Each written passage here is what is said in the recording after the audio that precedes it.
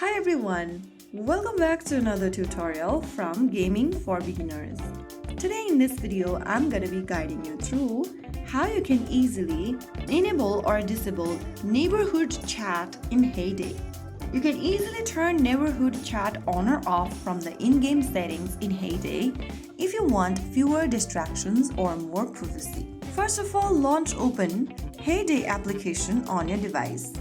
Once you're inside the home page of Hay Day, go ahead and tap on the menu button at the top left corner. Now click on Settings. Inside the Settings menu, click on Advanced Settings.